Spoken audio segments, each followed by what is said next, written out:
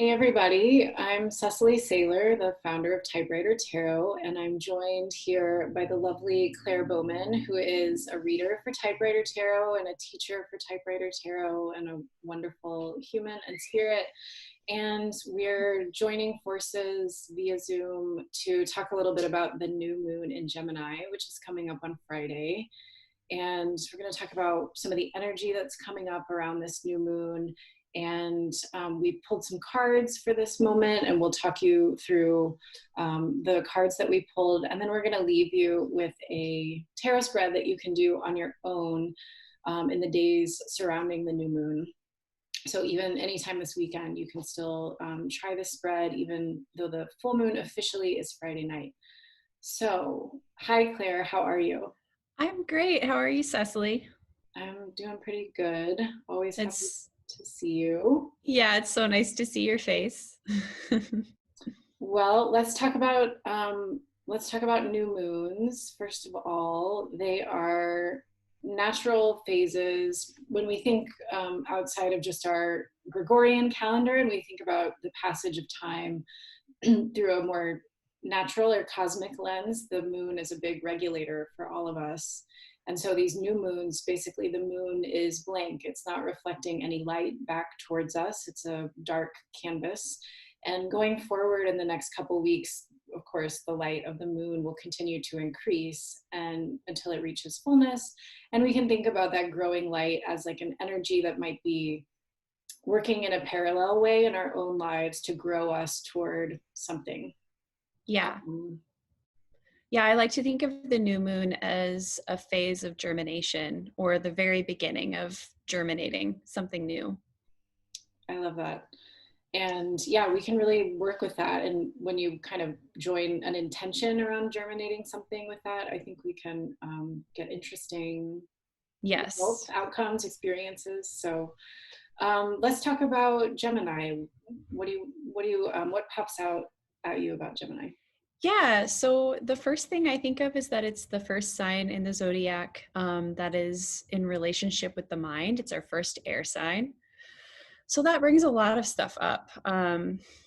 Lately, I've been thinking about Gemini in terms of curiosity and really exploring the unknown rather than the mind feeling like it has everything figured out. I think that feels very pertinent to the kind of situation we find ourselves in during this Gemini season in 2020. I think a lot of our boundaries are being pushed in a lot of different ways. And to kind of take the new moon as a space, as a blank space to start something fresh, I think can be a really healthy and awakening practice for the mind. And I like to think of the vibrancy of Gemini as well. It is a mutable sign. So mutable signs are the transition from one season to another. And this is our transition from spring to summer. So to me, that's like the totality of Gemini, right? The green bursting forth, flowering, warmth. There's pollen everywhere. In normal times, that means people are getting out of their houses and going out, socializing, getting together, having barbecues, maybe even getting a little bit busier. I know that things are a little different right now, although there's still some of that going on in Austin. But yeah, that's what comes to mind when I think about Gemini, is this kind of vibrant, curious sign. Yeah, and the Gemini is the first sign in the zodiac year that isn't focused on an animal kind of energy, but a human energy. We have the twins in Gemini, of course, and this idea of a whole entity being divided into two parts, or two parts combining to form one more powerful whole. And that air sign you were talking about, of course, in the tarot, the air sign is also associated with the mind and what the intellect can do, what mental power can create for us as human beings, which, of course, our animal friends have intellects, but in human thought, we always like to distinguish ourselves by our intelligence, and Gemini really brings that forward. And I like the story of the two twins behind the constellation. They are Castor and Pollux, and they're both the children of Jupiter, who had a lusty affair with LEDA, who was married to another man, the king of Sparta. And then along comes Jupiter, and she gives birth. Jupiter appears as a swan and impregnates LEDA. And Classic. yeah, classic Jupiter move. He's tried this before. And LEDA actually gives birth to two sets of siblings, and it's unclear which of these belong to her husband and which belong to Jupiter. But Castor and Pollux are more often associated as being Jupiter's children. And one became a famous horse tamer, one became a superb boxer. So within both of them, there's all of this like strength and vitality and this like masculine energy. I think of the word like fuerte, like really, really strong, full-bodied, even though this is a sign of the mind.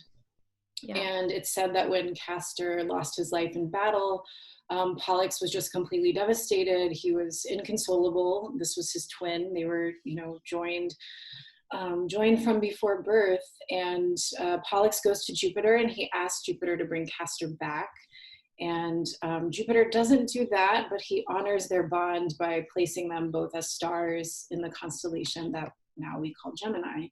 So I like that story as this like bonded pair that can't live without one another. That's really cool. I've actually never heard that myth before. I like that story.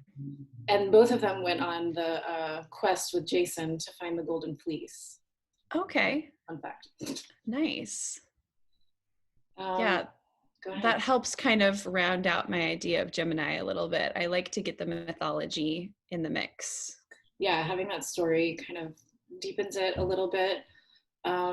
So Gemini is associated with the planet Mercury, which is about communication and movement and travel and swiftness, also that air energy.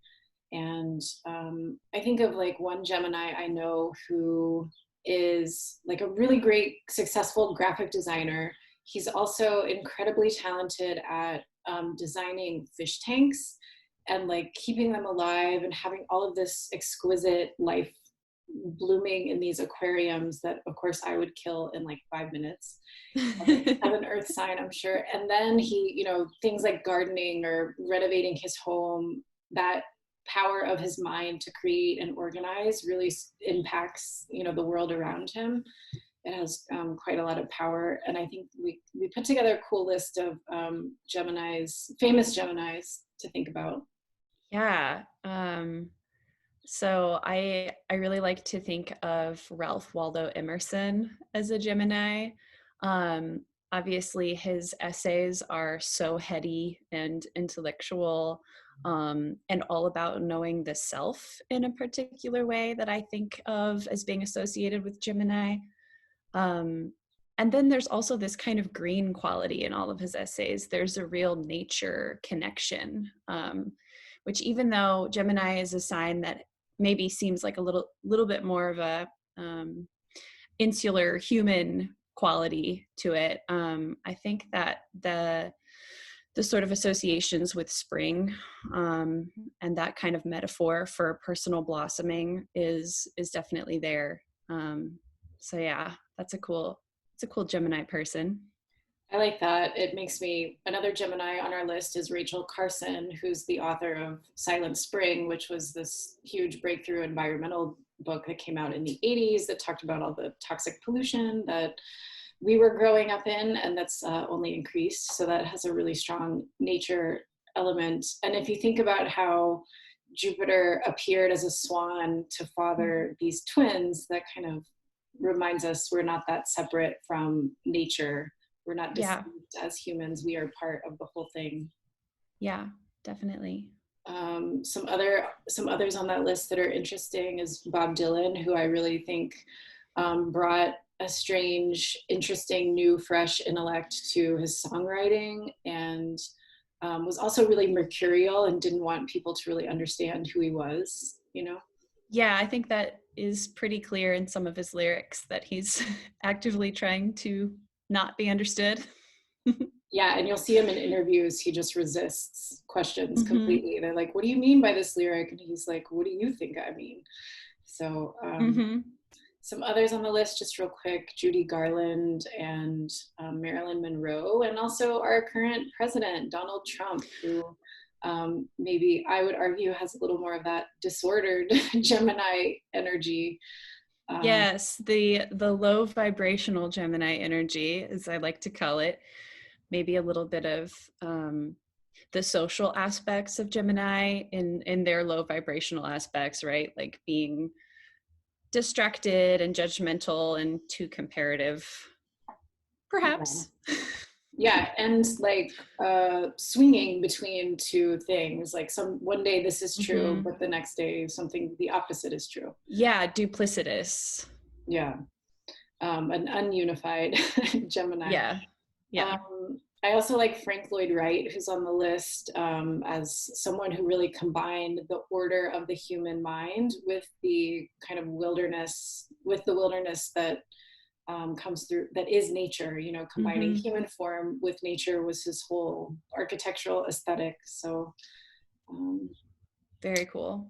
yeah, well, let's jump into the four cards that we pulled, which were really interesting. And Yes.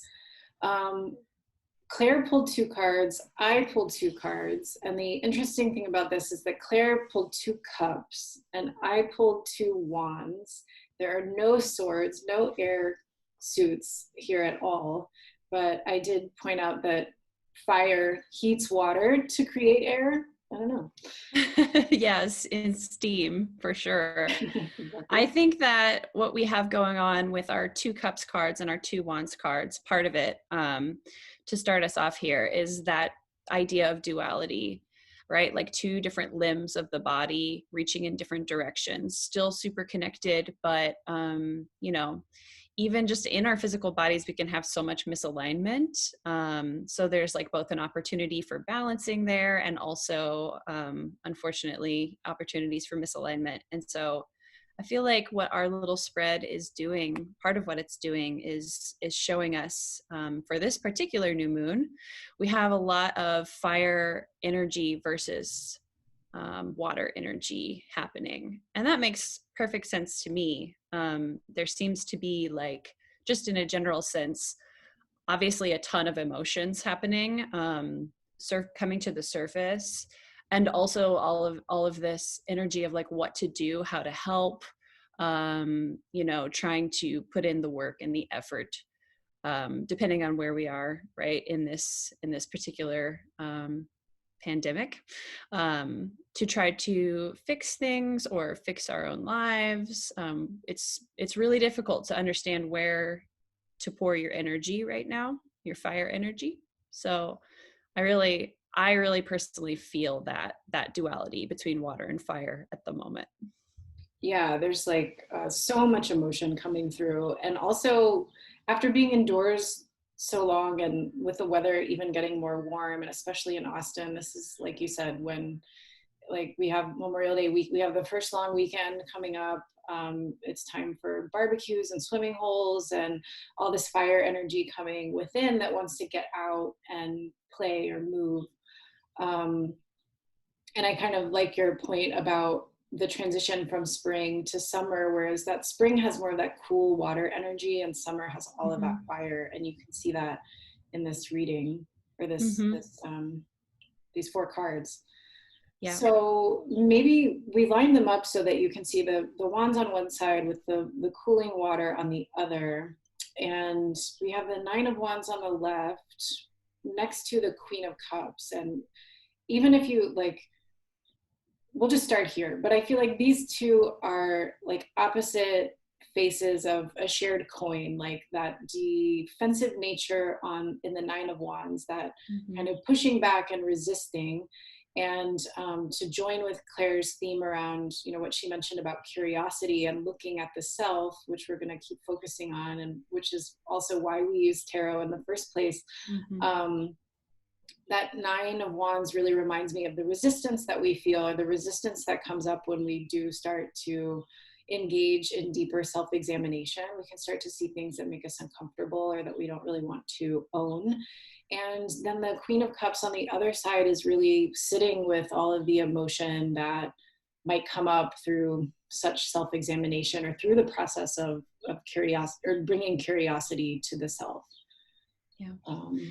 Yeah, I see the Queen as definitely being more focused inwardly and really diving down into all of that deep, watery, emotional stuff, and sitting with it, like you said, really learning how to be with it, even though it can feel really chaotic, and can be really, really, really hard. And the 9 sort of displays that difficulty to me. Like, this is what my mind really wants to do when I try to enter into Queen of Cups. I want to start putting up this barrier. And I think it's interesting that it's not a barrier of swords, right? It's a barrier of wands. So it's like, what can I do in my day to distract myself from this reflection? Because the reflection hurts. Queen of Cups is such a healing, soothing looking card. And I think the actual experience of it sometimes is we're not really trained for it. So it can be really difficult. And yeah, I see that kind of mental resistance expressed in 9 of Wands through like these little just daily distractions or just putting up barriers. Yeah, and I think I want to place the twin energy within each of us, where like it's not just two, like a duality within the self, though that is true, but there are so many parts of the self, and we often try to kind of like cordon off the parts we don't like and shove them under the rug and hope nobody notices, and we try to ignore them ourselves so that they maybe go away. But they're part of us. And if, yeah, we can bring that Queen of Cups energy, rather than the 9 of Wands, or kind of feel the tension between the two and relax into some of both, then that unifying process may begin to happen. And just thinking about the new moon as a kind of framework for this idea, I think of it obviously as a time to like sort of, we're wiping our slate clean and sort of examining like, what do we want to start cultivating? And the Queen shows us a way to like become very introspective and to understand what our desires, for what this next phase may hold for us. And the 9 is sort of like putting on all of this pressure to like, well, we've been through so much, right? We have the bandage on the head and the Smith Rider weight, and we're a little bit hypervigilant, still holding our weapon, as it were. And I'm setting up all of these tasks for myself that I maybe am putting too much pressure on myself to complete in this cycle, as opposed to really opening myself up to like, what is my life sort of inviting me into right now? And that can be really, really small. And it can be something that no one else can really perceive. It's not necessarily a task list, which is what I think of a little bit when I look at the 9 of Wands. Yeah, I like that point. There's like, we're all having to sit with ourselves in ways that we probably haven't had to in a while. And like you said, that we haven't, not all of us have practiced a whole lot for. And the tendency is to like, do what am I if I'm not doing and checking stuff off the list? And maybe now I have more time, so I got to do more stuff. But maybe it's time to just sit with it, sit with the self. Let's look at this bottom pair, our 5 of Wands and our 6 of Cups. And these again look like kind of twin opposites that are connected to one another, where you have the conflict of the 5 of Wands, which I do see as like a healthy, non-violent, non-dangerous kind of conflict, but one that has fire and heat and friction, but that takes us hopefully to something that involves greater understanding. And then you have, but in the 5 of Wands, you have these figures all combating each other, but in the 6 of Cups, you have a more harmonious interaction between the figures in that card around feeling and connection and the heart. Yeah, and numerologically, I think Gemini's card is the Lovers, which is our 6 in the majors. And so I really feel a resonance between that and the 6 of Cups. Um, there's this kind of, again, like in the 6, we have 2 threes, we have this kind of roundedness and these 2 kind of branches moving in 2 directions. And the 6 of Cups, I think, shows the childlike element of the Lover's card, like what our love originated as, in its most pure or simple form, and that's just generosity and kindness and sharing joy with people. And as another card that, you know, that both of these cards show a little bit of more of a community aspect instead of just a personal solitariness to the cards. So we have 2 figures, and they're sharing in a way that I feel is really missing in my life right now. Not being able to be with my people has been harder than I thought it was going to be, honestly. So there's something really sweet about that, that kind of desire in this card. Yeah, and it shows like the two options we have for how we engage. And of course, like we're never in a completely loving, open, kind, generous space or around completely open, kind, generous people. Mhm. But the softness into like falling into the softness of the heart and then moving through difference between one another are the dualities we kind of keep having to travel through. It's Mhm. not like happily ever after where everyone gets along magically forever and ever. We have to keep moving both tracks, jumping tracks back and forth and going forward. Mhm. And another thing that came to mind is that Gemini is also associated with the hands, the arms, and the lungs, all of which we have 2 of and have a kind of symmetry around them. So that idea of like balancing 2 different limbs, 2 different branches, and bringing them together, and also that like desire to create and make.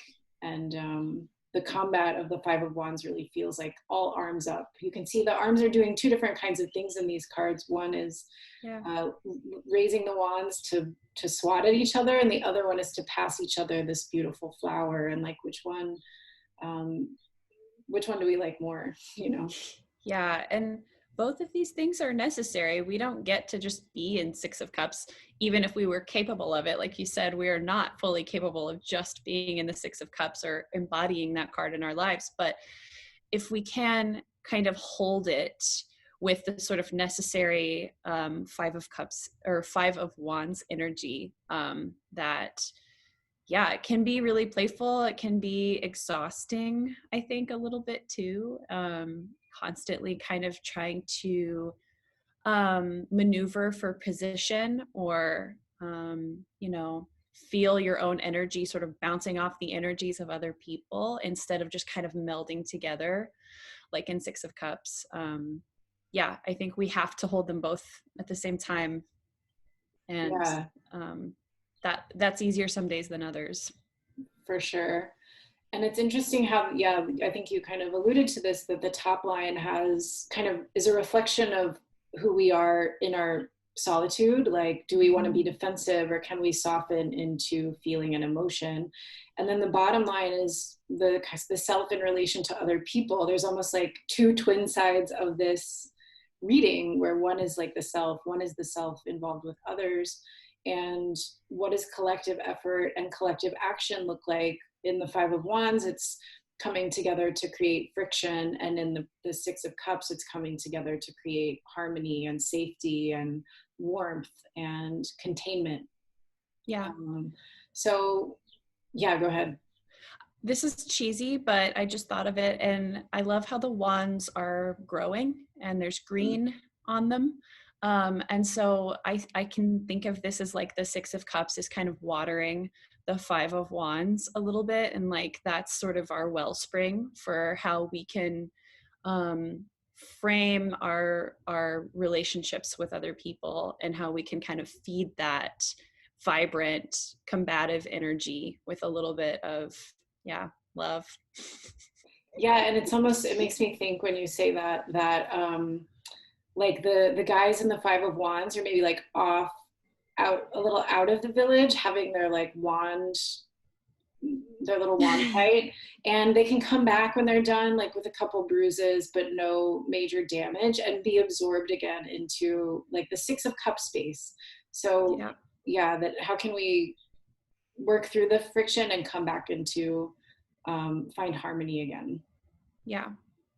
That's a really interesting duality for a new moon. Thinking about new moon rituals and setting intentions for a coming phase. I think it's what I see happening in tandem with the first two cards is that we're going to have moments of conflict and moments where we really need to dig into some of that fiery energy. But again, I mean, I think both the Queen of Cups and the Six of Cups show us how we can kind of feed ourselves and care for ourselves, so that we have the energy to do that. Yeah, the kind of the agitation and the softening, and we hope to not swing too violently between the two, but maybe meander back and forth between them. Yeah. Well, let's talk about working with the new moon. What are some things that, do you have rituals? What do you like to do? Yeah, I don't do a ton of stuff around the new moon. What I really like to do is find a quiet moment to pause and be in darkness. I really like to focus on the absence of light. My favorite way to do that is to take a bath in my bathtub with the lights off, maybe just like a candle going in there. And it's a very, very simple act, but I find that just being sort of like floating in that water in the dark actually really helps my mind kind of expand in ways that I can't really create even just in a seated meditation.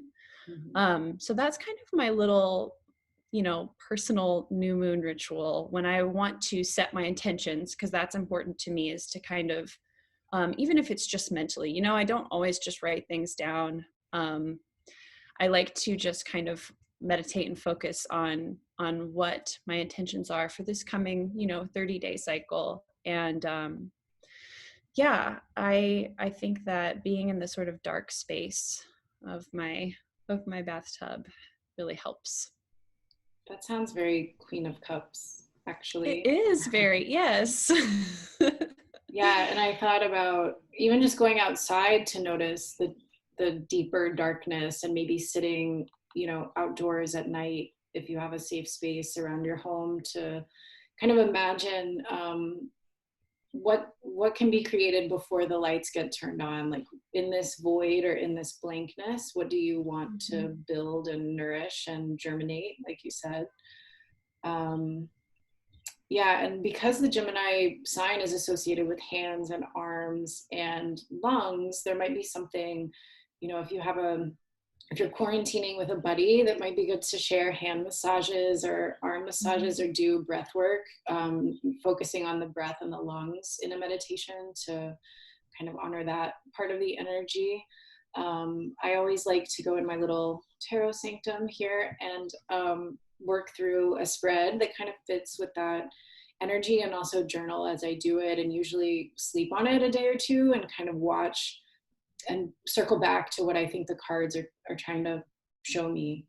And we created a little spread that you all, we tried to give this collective reading for anyone who may be still with us in this conversation. And we want to give you a spread that you can use personally to kind of apply this new moon Gemini energy to your life with more specificity. So we really picked up that theme of the duality of the twins and the dualities within the self, and the idea of kind of working to understand some of those dualities as this new moon takes place. So you can see the first two cards you would draw would be, what are the dualities that I'm being asked to pay attention to? And you would draw two cards for that one, and maybe write for a minute or several minutes about what are the, just as we see the Nine of Wands and Queen of Cups as kind of opposite energies or contrasting energies, you would look at these two cards in the same way, like how are they conjoined and how are they very different from one another.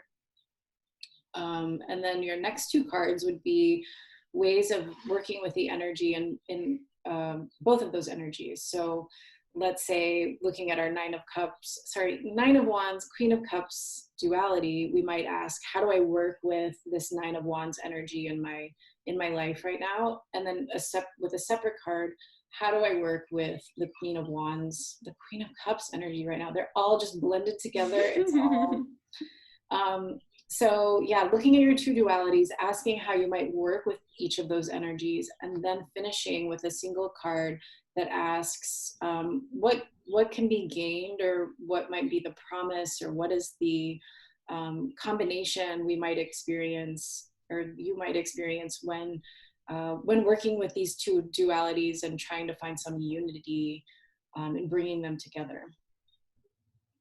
Yeah, I like to think of that fifth card, or the last card, as the kind of center line card, because, like, again, coming back to the body and sort of the embodiment of this sign, we have our limbs on each side, and we have this center line that connects us. And so we can be all of these different things at once because we are kind of synthesized in this way, and we're just put together this way. So I think that might be an interesting way to kind of think of an embodiment of that fifth card. Yeah, and how rather than trying to take parts of the self and sort of divorce them away, how can they be absorbed, and how can you think of them not as aspects to diminish, but aspects to work with and utilize, and use them as teachers, even if they're not the energy that's most effective for you every day. What does that energy teach you to kind of help you integrate the different facets of the self? Because I just think that the more we allow ourselves to kind of look and witness and reflect on every part of the self and find acceptance there, I think the easier it travels. Yeah, as opposed to this, not that, it's a both and kind of energy. And I really like that for working with the moon, because I think with our new moon and our full moon practices, it's easy to get into lines of thought where we're criticizing ourselves and thinking, okay, I need to shed this part of myself away and try to foster growth here instead. And maybe sometimes that pruning can be good, but I think especially for this new moon, we're really not being invited to think about that as much. Yeah, and even the way that the moon cycle is perceived by us, we start with no light and it increases gradually. It's not like new moon, full moon, it's a waning and waxing, of course. And so we can think about our own lives kind of waving through from one side of the self to another in a gradual kind of flow, which is a little easier. Yeah, I like that. Well, we hope that this spread and this consideration of the new moon in Gemini can be resonant for you in some way. And we'd love to hear about your spread. If you want to share it, you can always reach out to us at typewritertarot@gmail.com. Claire, thank you for hanging out with me and talking about moons and signs and cards. Thank you, Cecily. This was great. Yes, I had a lot of fun, and we'll do it again. Yeah, for sure.